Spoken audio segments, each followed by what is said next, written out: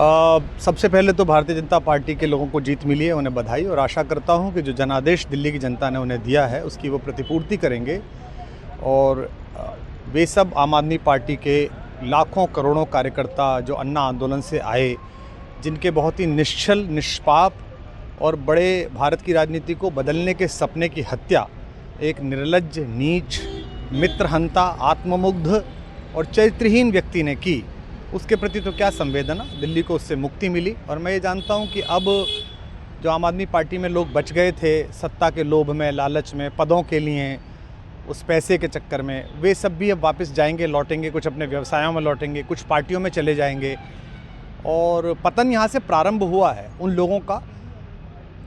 मेरे लिए कोई प्रसन्नता का और दुख का विषय नहीं है, मैं बीच में खड़ा हूँ। प्रसन्नता इस बात की है कि करोड़ों लोगों ने आशा लगाई थी, करोड़ों लोग अपनी नौकरियां छोड़ के आए थे, व्यवसाय छोड़ के आए थे, दुश्मनियां ली थी लोगों ने। उन सब की हत्या एक आत्ममुग्ध आदमी ने, एक चरित्रहीन आदमी ने अपनी निजी महत्वाकांक्षाओं की पूर्ति के लिए की। उसको दंड मिला, ईश्वरीय विधान से दंड मिला। प्रसन्नता इस बात की भी है कि न्याय हुआ।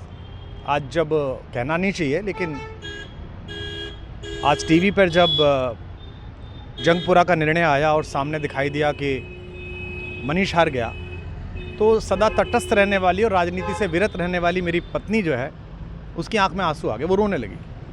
क्योंकि उसी से उसने ये कहा था कि अभी तो है ताकत, और उसने कहा था भैया ताकत सदा तो नहीं रहती। तो ये अहंकार आशा करता हूँ अगले लोग नहीं करेंगे, जो बाकी दल है वो नहीं करेंगे, इससे सबक लेंगे। और दिल्ली के नागरिकों को मैं अच्छे शासन के लिए बधाई देता हूँ। अब भारतीय जनता पार्टी अपने नेतृत्व में सरकार बनाकर दिल्ली के जो दुख थे पिछले 10 वर्ष के, उन्हें दूर करे।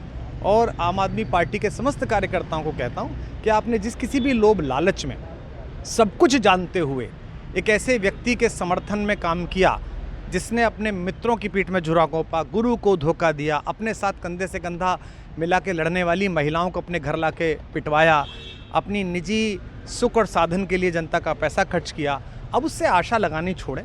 अब बाहर निकलें, अपना अपना जीवन देखें। मुझे राघवेंद्र सरकार राम की कृपा मिली, जिनका ये घर है, जिनकी कृपा से मैं यहाँ खड़ा हूँ। मुझ पर कृष्ण कृपा हुई कि मैं इस निर्लज्ज सर्कस से बाहर आ सका। मैं उन सब से भी अच्छे भविष्य की कामना करता हूँ कि वो कोई गंदगी ना फैलाएं कहीं भी, वो लौट जाएं अपने शिविरों में। जिस तरह माधव को, कृष्ण को दूत देख कर भी भरी सभा में अट्टहास करने वाला दुर्योधन जो ये कहता था सुचिग्रम नैव दास्यामि बिना युद्धे न केशवः, बिना युद्ध के 5 गांव भी नहीं दूंगा, आज वो अपनी सीटों के लिए तरस रहा है। और मुझे पता है कि इस दुर्योधन का अंत भी टूटी हुई जंघा के साथ बड़ा ही दारुण होगा। और भारतीय राजनीति एक कलंकित अध्याय के रूप में इस बौने दुर्योधन को और इसके दरबार के तमाम शकुनियों को याद करेगी।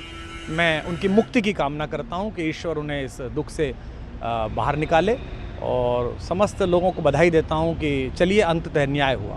सर, बात करें दिल्ली के चुनाव या यूपी के उपचुनाव मिल्कीपुर को लेकर, चुनाव आयोग पर तमाम तरह के आरोप लगाए जा रहे हैं। अखिलेश यादव ने कल कहा कि वहाँ उपचुनाव में मिल्कीपुर, ये राजनीतिक विषय है, इस पर मैं राजनीतिक कार्यकर्ता नहीं हूँ, तो इस पर मेरी टिप्पणी शोभनीय नहीं है।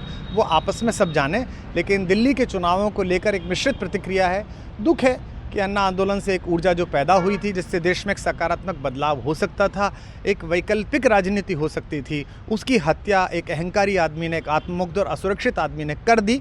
मैं आशा करता हूं कभी ना कभी भारत में ऐसा सूर्योदय किसी न किसी दल में अवश्य होगा, जो भारत को जहां पहुंचना है वहां पहुंचाने का मार्ग प्रशस्त करेगा। बहुत धन्यवाद।